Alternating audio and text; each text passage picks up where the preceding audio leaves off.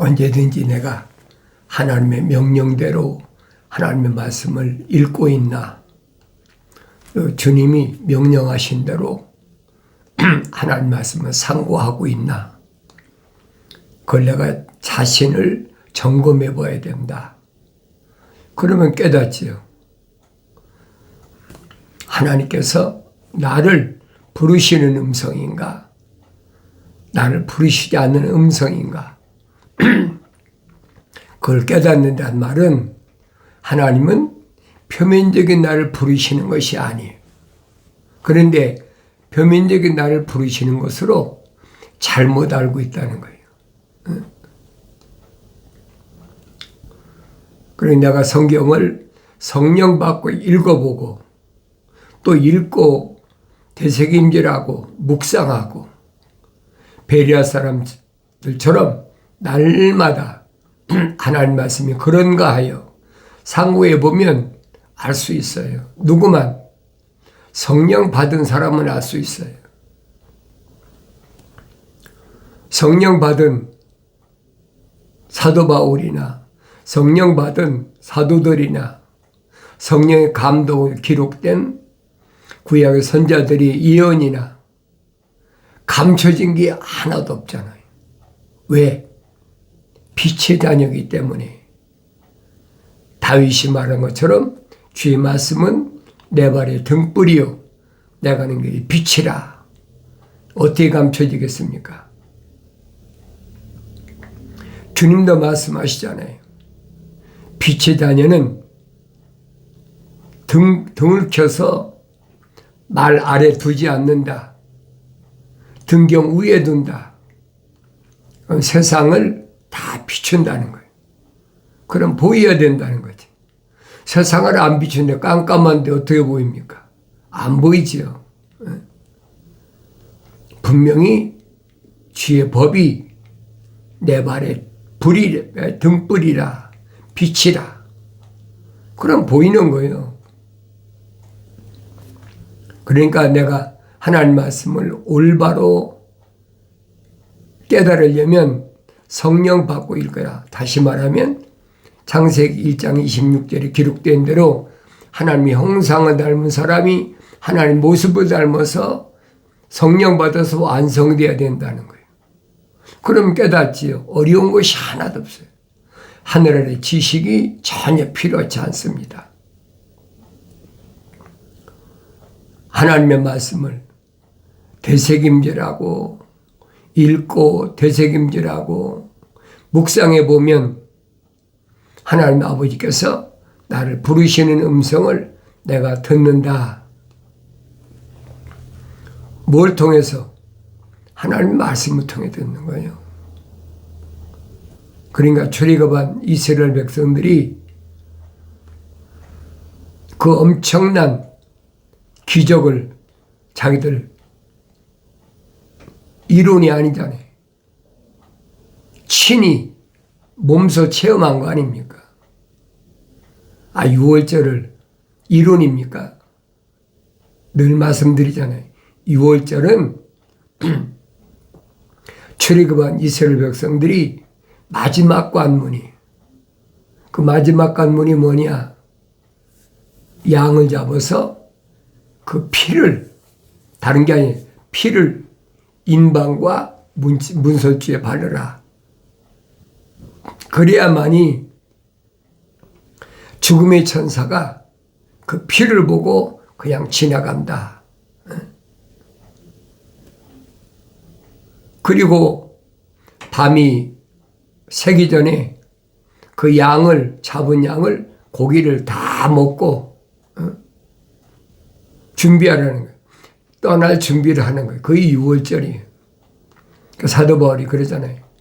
6월절을 기억하라. 6월절이 뭔가를 알아야 되죠. 그런데 6월절을 그런 의식을 행했다고 해서 그 사람들이 홍해바다를 건너게 되고 광야까지 왔는데 그런 기적을 체험했으면 그걸 깨달아야 되는데 광야 오니까 금방 또 마음이 달라졌어. 왜? 애굽 땅에서 조상 대대로 400년 동안 이방신을 섬기던 것이 가셔지지 않은 거예요.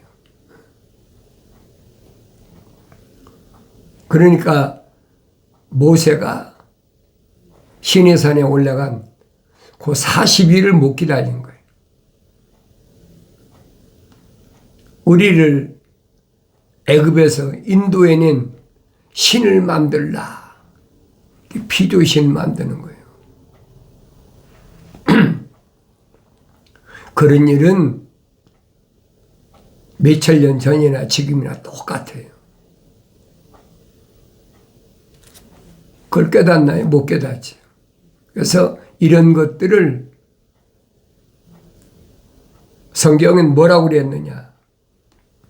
이는 그가 우리의 하나님이시며 우리는 그의 초장의 백성이요 그의 손의 양임이라.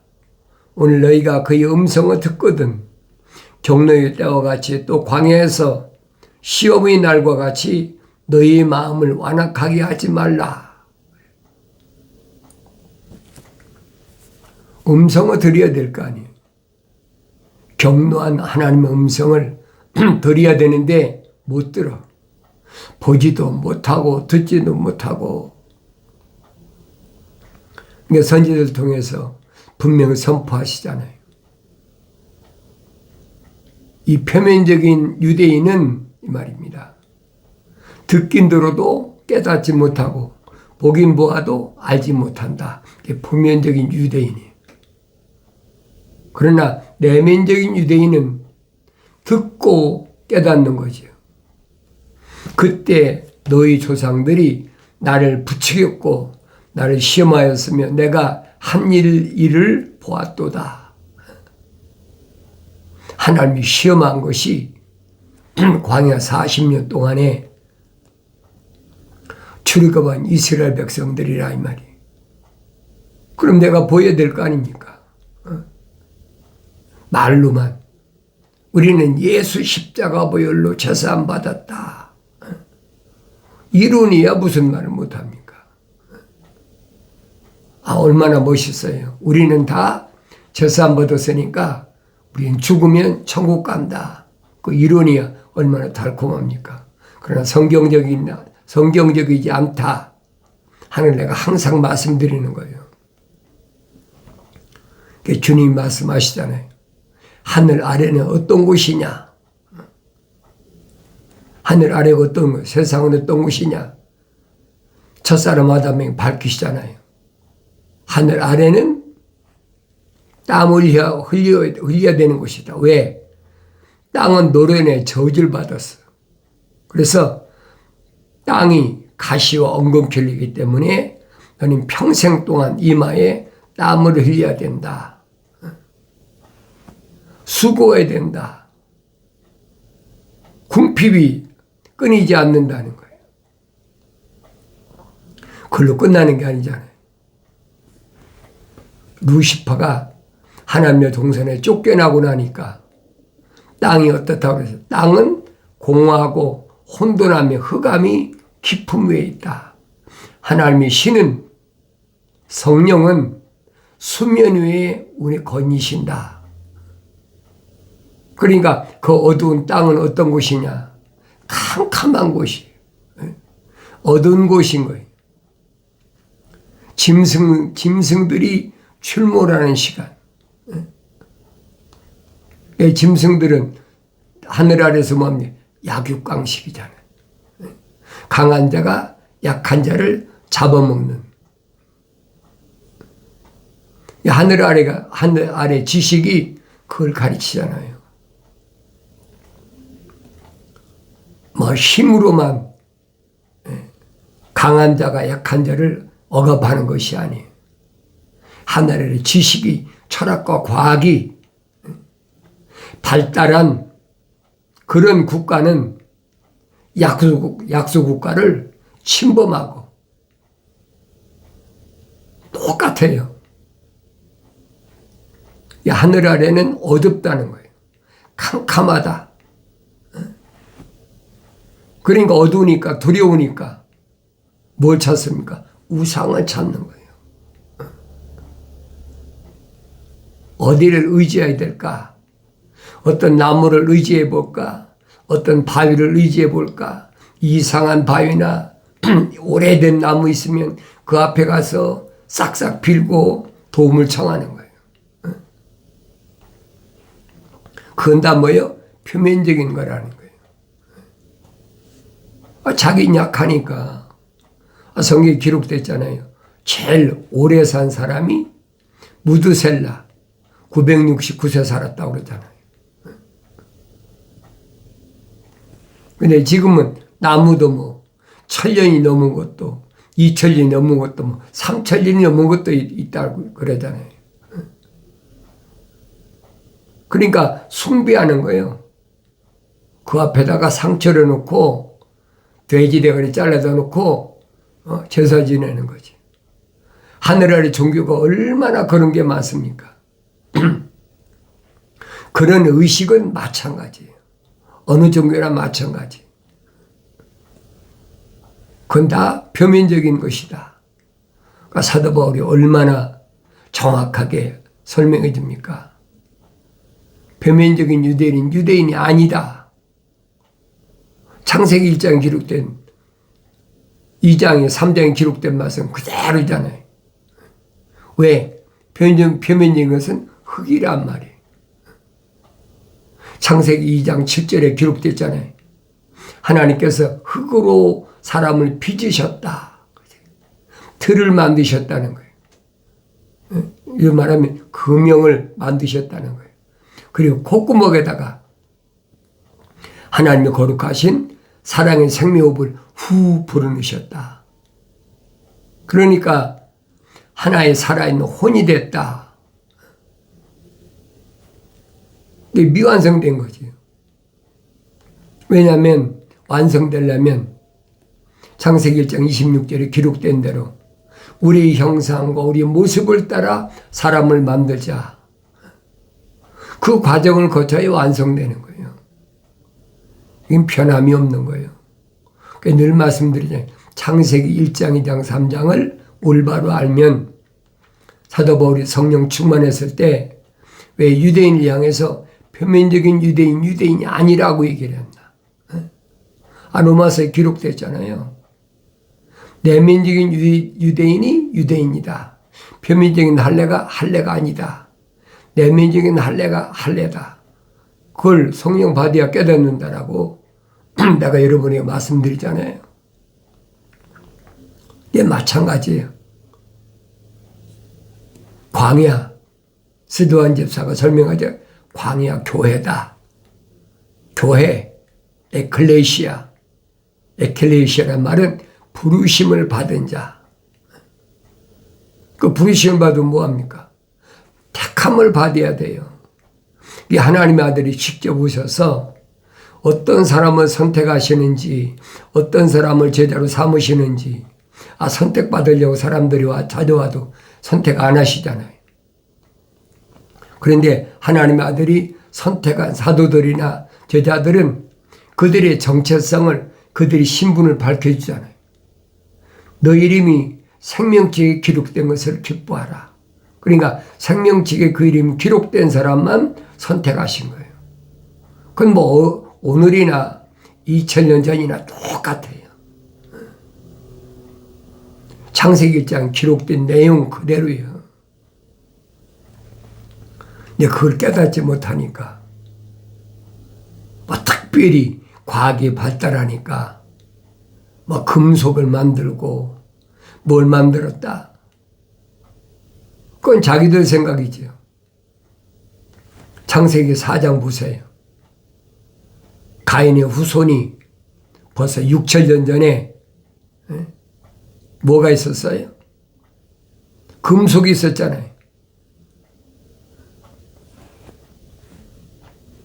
그런 기술은 어디서 왔어요? 하나님의 동산에 있던 루시퍼에게 북과 관악기를 그 안에 하나님이 만들어 놓으셨다는 거예요. 그러니까 창세기 4장에 가인의 후손이 북과 관악기 뭐 하프까지 만들고 이미 그때 6,000년 전에 철이 있었어요. 근데 어리석은 사람들은 성경을 안 읽으니까 과학이 발달하니까 재련하는 기술이 발달되니까 그래서 돌을 녹여서 뭐 거기서 금도 채취하고 은도 채취하고 또 뭐 거기서 놋도 채취하고 그걸로 칼을 만들고 또 악기를 만들었다. 그건 자기들이 상상하는 거예요. 성경은 아니거든요. 6,000년 전에 벌써 가인의 후손이 창세기 4장 읽어보세요. 그러니까 가인의 후손들이 음악을 하면서 얼마나 많은 사람을 죽였는지 내가 그걸 성경을 읽으면서 올바로 깨달아야 된다는 얘기. 현대 과학 문명이 어떻다, 뭐 특별하게 과학이 뭐 발달하니까 되는 것처럼 그러나 성경은 빠진 것이 없잖아요. 그래서 자세히 읽어보라는 거예요. 너희는 주의 책이 뭐예요? 거룩한 책. 거룩한 책을 자세히 읽어보라는 거예요. 그러면 이것들 중에는 하나도 부족한 것이 없다. 부족한 것이 없는데 뭐가 빠진 게 있겠어요? 부족한 것이 없다는 말이나 빠진 것이 없다는 말 똑같은 얘기. 다 자기 짝으로 되어 있다. 이는 하나님이 이미 명하셨고 하나님 영이 모으셨다. 늘 반복되는 내가 말씀을 선포하는 거잖아요. 왜? 성경의 기초가 그거예요. 거기서 벗어날 수가 없어요. 근데 루시퍼는 뭘 속이냐? 캄캄하니까. 무엇이 표면적인 것인지 무엇이 내면적인 것이 분간을 못한단 말이에요. 성령 충만한 사도 바울이 밝힌 거예요. 그걸 내가 성령 받아야 깨닫지요. 성령 받았어도 어린아이 때는 깨닫지 못합니다. 그러니까 갓난아기 됐을 때는 그랬잖아요. 갓난아기 때는 순수한 말씀의 저절을 사모하라. 그게 정답이에요. 순수한 말씀의 저절을 사모하면 갓난아기가 성장하지. 사춘기가 어쩌 성장하지 않습니까? 성경은 그 말씀을 해주고 있는. 그럼 내가 보여야 될 거 아니에요. 사도 바울이 깨닫지 못했어요. 깨닫지 못해서 자기 마음속에 큰 근심이 있었다. 왜 그러냐?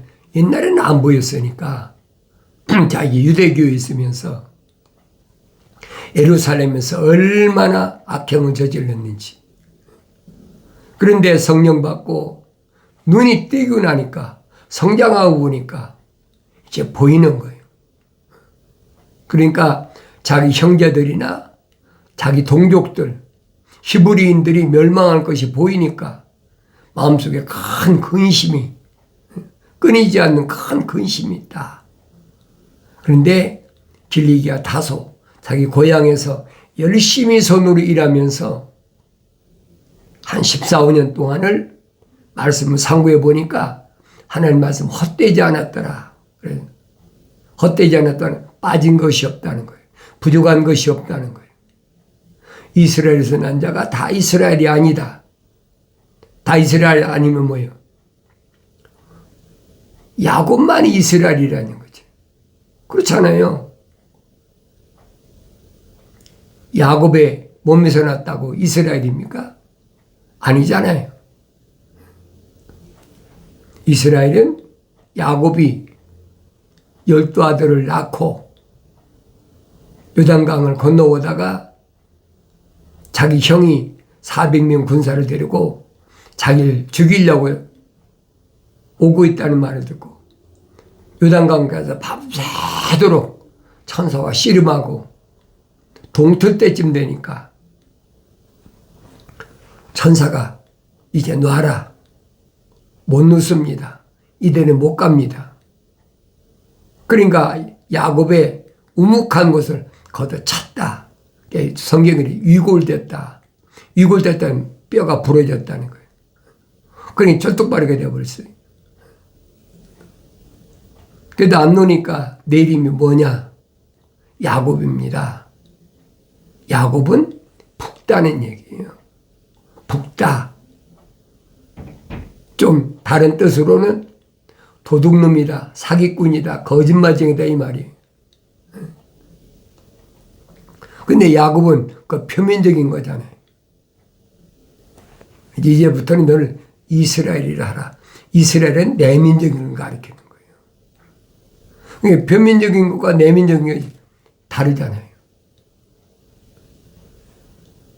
그 사도 바울이 그 말이에요. 표면적인 유대인, 유대인이 아니다. 내면적인 유대인이 유대인이다. 표면적인 건 에서나 야곱이나 다른 게 뭐가 있어요? 한 아버지 이삭이 20년 동안 기도해서 어머니 리브가 뱃속에서 쌍둥이로 출생했는데 다른 게 뭐가 있습니까? 그런데 가브리엘 천사가 밝히잖아요.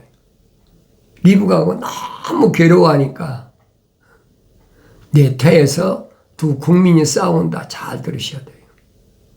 두 국민이 싸운다. 내가 야곱은 사랑했고 에서는 미워했다. 전혀 다르잖아요.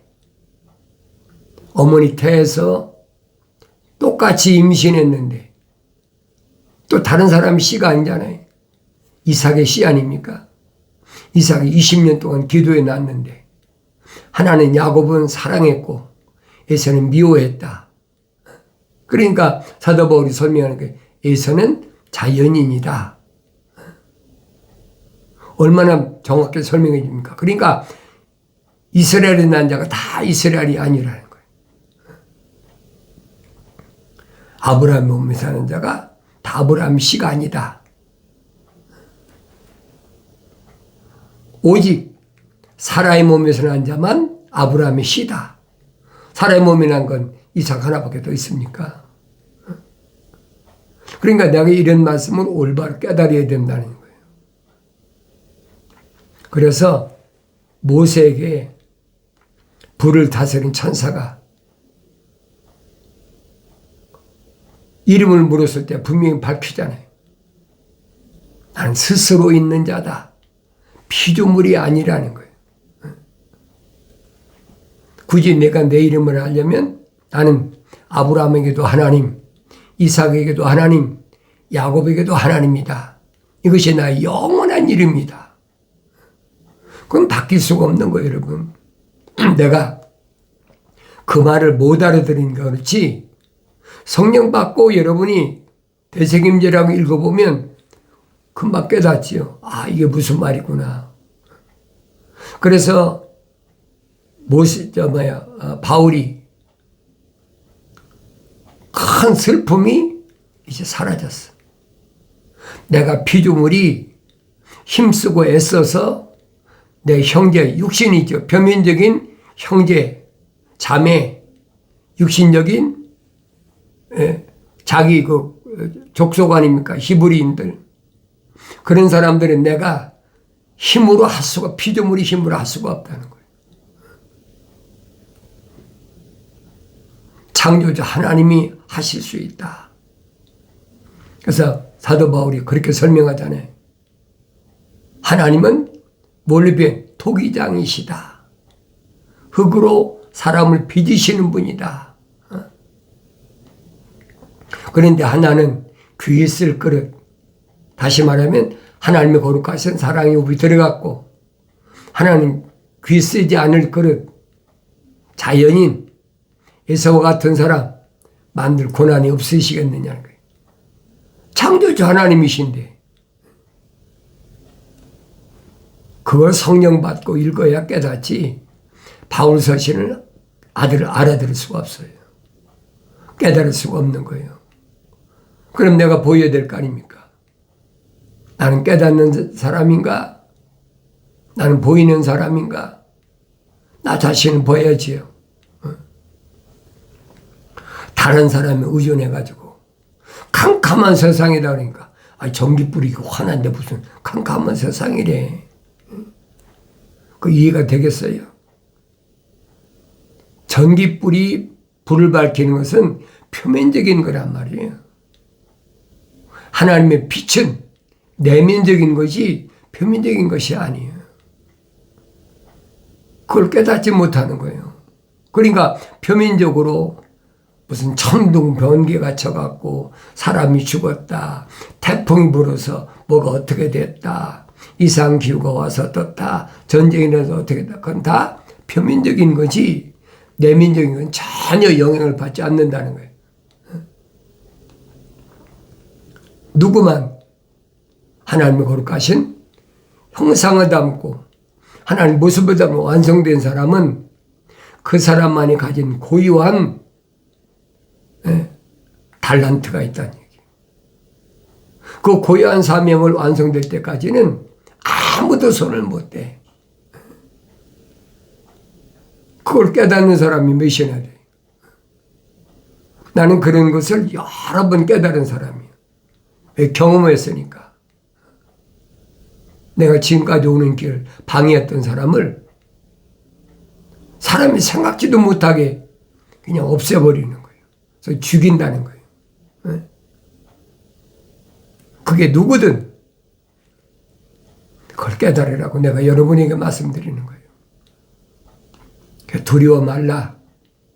하나님께서 너에게 주신 귀한 사명이 완성될 때까지는, 다시 말하면 5달란트 받은 사람은 5달란트가 남길 때까지는 아무도 손을 못 대.